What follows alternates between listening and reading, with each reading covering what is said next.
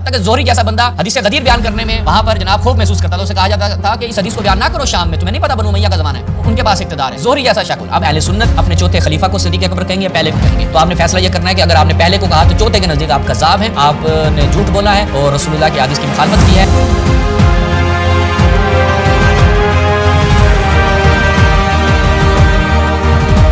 بسم اللہ الرحمن الرحیم۔ ناظرین، ایک موضوع ابھی حال ہی میں زیر بحث رہا کہ جناب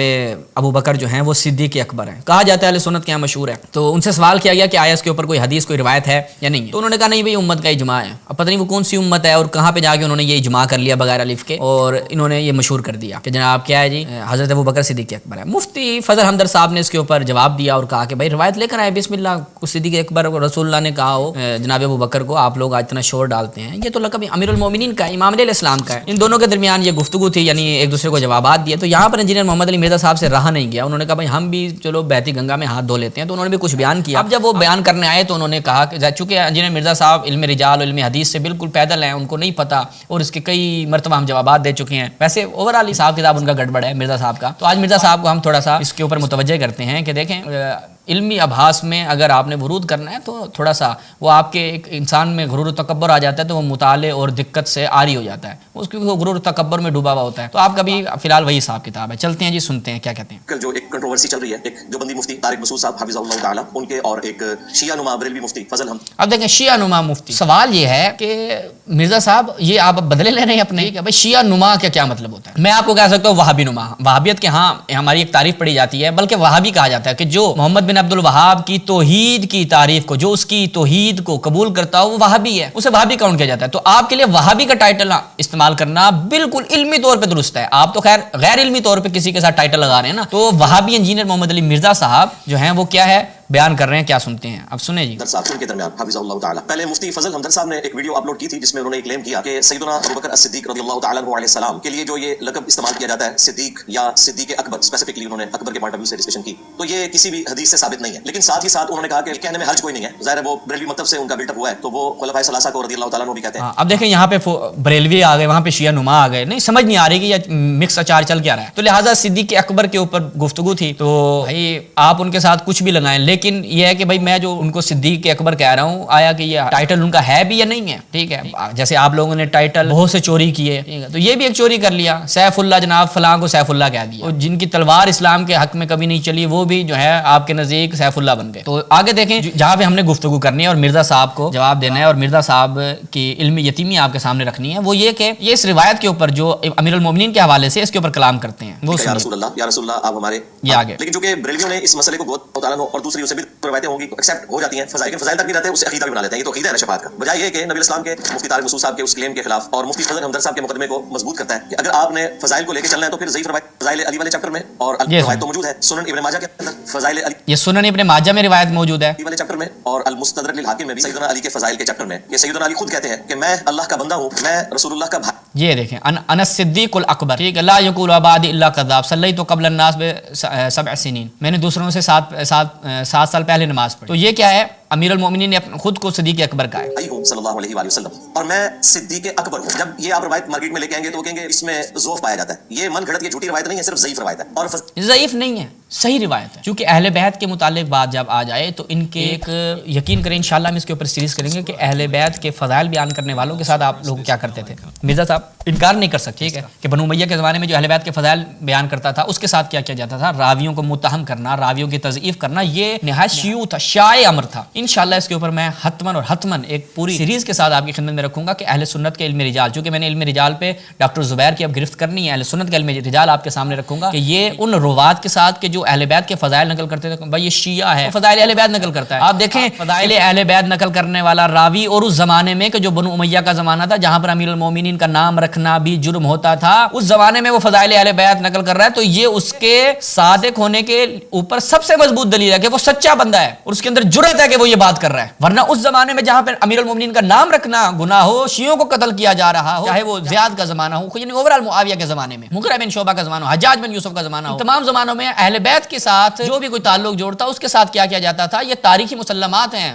یہ تاریخ میں ہر چیز نقل ہوئی ہے۔ تو اگر کوئی شخص ہمت اور جرت کر کے وہاں پر، حتیٰ کہ زہری جیسا بندہ حدیث غدیر بیان کرنے میں وہاں پر جناب خوف محسوس کرتا تھا، اسے کہا جاتا تھا کہ اس حدیث کو بیان نہ کرو شام میں، تمہیں نہیں پتا بنو امیہ کا زمانہ ہے، ان کے پاس اقتدار ہے۔ زہری جیسا شخص، آپ خود دیکھیں کہ اگر کوئی شخص یہ روایتیں بیان کر رہا ہے تو آپ اس کو ضعیف کہہ رہے ہیں۔ اور کئی ایسے راوی میں انشاءاللہ آپ کی خدمت میں رکھوں گا، وہ یہ کہ کیونکہ اس نے یہ روایت بیان کی، حدیث طیر چونکہ اس بندے نے یہ بیان کیا، امیر المومنین کی افضلیت اس سے ثابت ہوتی ہے، تو یہ راوی ضعیف ہے۔ وہ کہتے ہیں بھائی یہ حدیث ضعیف کیوں ہے؟ چونکہ راوی ضعیف ہے۔ اور راوی کیوں ضعیف ہے؟ چونکہ اس نے یہ حدیث بیان کی۔ تو آپ کیا تو یہ سسٹم چلتا تھا۔ تو مرزا صاحب علمی اس کو لے کر چلیں اور تعصب کی عینک اتار کے دیکھیں، یہ روایت ضعیف نہیں ہے، میں ابھی آپ کے سامنے رکھوں گا۔ مال پلندہ ہے اس سے زیادہ ضعیف روایتوں کا جو وہ گلی گلی لیے پھر رہے ہیں۔ تو مرزا صاحب نے اس روایت کو ضعیف کیا۔ امیر المومنین کی جو صدیق اکبر والی روایت ہے یہ ضعیف۔ اب میں آپ کے سامنے رکھتا ہوں اس روایت کے اوپر مختصر کلام، اور اگر کوئی ان میں سے ان کا مولوی، ان کا شاگرد تو خیر ایسا کوئی ہے نہیں، جب خود ہی ایسے ہیں تو ویسے کوئی مولوی ان کا جاگ پڑتا اور کہتا نہیں میں ثابت کروں گا یہ روایت ضعیف ہے، تو پہلے یہ روایت ملاحظہ فرمائیں سنن ابن ماجہ، اس کی محمد فؤاد عبد الباقی کی تحقیق اور تعلیق اور حاشیے کے ساتھ جب اس میں وہ جاتے ہیں تو یہاں پر روایت بیان کرتے ہیں۔ اب یہ جو سند ہے اس کے میں ایک ایک راوی آپ کی خدمت میں بیان کروں گا کہ عبید اللہ ابن موسیٰ، العلاء ابن صالح، منہال بن عمر عن عباد بن عبداللہ قال علی انا عبداللہ و اخو رسولہ و انا الصدیق الاکبر لا یقول عبادی الا کذاب۔ آگے کہتے ہیں فی الزوائر ھذا اسناد صحیح رجالہ الثقات رواہ الحاکم فی المستدرک عن المنہال قال صحیح علی شرط الشیخین۔ ٹھیک ہے، یہ روایت کیا ہے؟ تو لہٰذا اس کے جو روات ہیں وہ میں آپ کی خدمت میں بیان کرتا ہوں، البتہ اس سے پہلے یہ دیکھیں اس کے جو محمد فؤاد عبد الباقی محقق تھے انہوں نے اس کی روایت کو صحیح کہا ہے، اور جناب بصیری نے بھی، اور اس کے علاوہ امام سندھی نے بھی، ٹھیک ہے، اس روایت کی سند کو کیا ہے؟ صحیح کہا ہے۔ یہ ملاحظہ فرمائیں پہلی جلد میں یہاں پر کیا کہتے ہیں، اسی روایت کو بیان کرنے کے بعد اسی سند کے ساتھ محمد بن اسماعیل الرازی، عبید اللہ ابن موسیٰ، یہاں پہ کیا ہے؟ ھذا اسناد صحیح رجالہ ثقات، اس کے راوی کیا ہیں؟ ثقہ ہیں۔ اور اس کے علاوہ اس روایت کو جناب سندھی نے بھی کیا ہے؟ صحیح کہا ہے۔ ٹھیک ہے، تو یہ میں آپ کی خدمت میں راویان رکھتا ہوں، اگر مجھے وہ کیونکہ وہ جو جناب سندھی کی تصحیح ہے آپ کے سامنے ابھی نہیں رکھتا، البتہ انہوں نے بھی اس کو صحیح کہا۔ تو چلتے ہیں اس کے راویوں کی طرف، یہ ملاحظہ فرمائیں عبداللہ بن نمیر، ٹھیک ہے، کیا ہے جی؟ ثقہ، یہ کیا ہے؟ ثقہ ہیں۔ اس کی ساری توثیقات کے ابو عبداللہ حاکم نے اس کو ثقہ کہا ہے، اس کے بعد ابو نعیم اصفہانی نے اس کو کہا کہ اچھا انسان تھا، اجلی نے اس کو ثقہ کہا ہے، ابو حاتم رازی نے اس کو کہا مستقیم الامر تھا، ابن حجر نے ثقہ کہا ہے، بخاری نے اس کو اپنی تاریخ کبیر میں ذکر کیا ہے، دارقطنی نے اس کو ثقہ کہا ہے، فلاں فلاں۔ دوسرا راوی کون؟ علاء بن صالح، یہ کیا ہے؟ اس میں کوئی کہا کہ صدوق حسن الحدیث ہے، ابن حبان نے اس کو ثقات میں کہا ہے، ابو داؤد سجستانی نے ثقہ کہا ہے، احمد بن اجلی نے اس کو ثقہ کہا ہے، لا باس بہ، ابو زرع رازی نے کہا ہے کہ بخاری نے کہا مطابق نہیں ہوگی، خیر یہ کوئی جار نہیں ہے، تو لہٰذا یہ کیا ہے؟ منکر حدیث نقل کرتا تھا، یہ بھی کوئی جار، علی بن مدینی کی کوئی جار نہیں ہے۔ باقی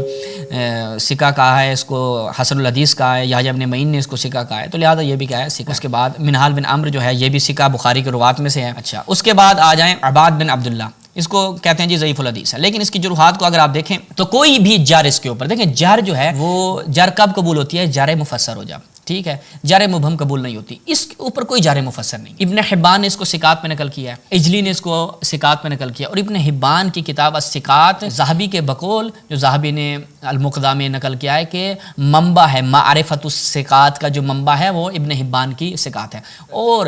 شوکانی اور دیگر ان کے محدثین کے نزدیک ابن حبان کا اگر کسی روایت کو وہ صحیح کہہ دیتے ہیں اور کسی راوی کی وہ توثیق کر دیتے ہیں، کم سے کم اس کی روایت حسن ہوگی، ٹھیک ہے، یعنی اگر وہ کسی راوی کی توثیق کر دے تو اس کی روایت کا کم سے کم درجہ کیا ہوگا؟ حسن ہوگا، ٹھیک ہے، وہ اس پر نہیں جائے گی۔ جیسے بخاری نے کہا فیہ نظر، یہ بھی کوئی جار نہیں ہے، ذہبی نے کہا اس کو چھوڑ دیا گیا، باقی سارے کیا ہیں؟ ضعیف الحدیث، یہ کوئی بھی ایسی اس کی جار نہیں ہے کہ جس کے اوپر کہا جائے کہ یہ جار مفسر ہے۔ تو لہٰذا اس کے اوپر جو احمد بن حنبل کا یہاں پہ بیان کیا گیا کہ اس کی جناب احادیث منکر تھی کہ فضائل اہل بیت نقل کر رہا ہے اس وجہ سے، ورنہ اور کوئی اس کے اوپر جار نہیں ہے۔ فضائل اہل بیت نقل کرنے کے علاوہ اس کے اوپر کوئی جار کہ بھائی یہ جھوٹ بولتا تھا نہیں ہے، کذاب نہیں ہے، اور اس نے روایات گھڑی ہیں، بالکل ایسی کوئی چیز نہیں ہے۔ تو لہٰذا اس کے اوپر کوئی جار مفسر نہیں، اگر کسی میں ہے اتنا حوصلہ تو وہ بیان کر دے۔ اور حاکم نے بھی اس کی تصحیح کی، یہ ملاحظہ فرمایا المستدرک علی الصحیحین الجزء الثالث، اس میں جب جاتے ہیں تو یہی روایت منہال، یہ مطلب روایت اور ہے، البتہ سند یہ المنہال بن عمرو عن عباد بن عبداللہ الاسدی، وہ روایت ہے کہ یا علی انت منذر ولکل قوم ہاد، اس کو بیان کرتے ہیں ھذا حدیث صحیح سند، ٹھیک ہے، حاکم نے بھی اس روایت کی سند کو کیا ہے؟ صحیح کہا ہے۔ تو لہٰذا یہ روایت جو ہے وہ صحیح سند ہے، ضعیف نہیں ہے، ٹھیک ہے، جیسے کہ کہا کہ امام سندھی نے اس کو صحیح کہا، امام بصیری نے اس کو صحیح کہا، فواد عبدالباقی نے اس کو صحیح کہا، اور اس کے اوپر جو جروحات ہیں وہ آپ اہل سنت میں سے کوئی راوی ایسا تلاش لیں کہ بھائی اس پہ کوئی جر نہ ہو، ایسا ہے ہی نہیں، سب پہ جروحات ہے، کوئی نہ کوئی جر، لیکن دیکھا کیا جاتا ہے ٹیکنیکلی طور پہ کہ آیا اس پہ جر مفسر ہے یا نہیں ہے، یا جر مبہم ہے، جر مبہم قبول نہیں، جبکہ دوسری طرف سے اس کی توثیقات پائی جاتی ہیں، تو لہٰذا یہ حدیث درست ہے، اس کی سند صحیح ہے اور یہ قابل استدلال ہے، اور اس کے مطابق امیر المؤمنین صدیق اکبر ہیں، اور اس کے علاوہ امام نے فرمایا جو کوئی اس کا دعویٰ کرے وہ جھوٹا ہے، کذاب ہے، مفتری ہے، لہٰذا حضرت ابوبکر کو اگر کوئی صدیق اکبر کہے گا تو وہ کذاب ہے امیر المؤمنین کے مقول۔ اب اہل سنت اپنے چوتھے خلیفہ کو صدیق اکبر کہیں گے یا پہلے کو کہیں گے؟ تو آپ نے فیصلہ یہ کرنا ہے کہ اگر آپ نے پہلے کو کہا تو چوتھے کے نزدیک آپ کذاب ہیں، آپ نے جھوٹ بولا ہے اور رسول اللہ کی حدیث کی مخالفت کی ہے، امیر المؤمنین کو صدیق اکبر کہا گیا، آپ کسی اور کو یہ ٹائٹل دے رہے ہیں، تو لہٰذا آپ کو یہ سوچنا ہوگا کہ ایک سنی ہونے کے ناطے آپ نے چوتھے خلیفہ کے نزدیک جھوٹا قرار پانا ہے، یا آپ نے مفت میں اپنے مولیوں کے پیچھے لگ کے جناب کیا ہے پہلے خلیفہ صاحب کو صدیق اکبر کہنا ہے۔ تو اسی پہ ہم اختتام کرتے ہیں، مزید اس کے اوپر اگر کسی کو کوئی بھی اعتراض ہوا، کوئی آتا ہے تو انشاءاللہ اس کا ہم جواب پھر نہایت تفصیل سے، یعنی تمام علم رجال و علم حدیث کے قواعد کے تحت انشاءاللہ اس کا جواب دیں گے۔ والسلام علیکم ورحمۃ اللہ۔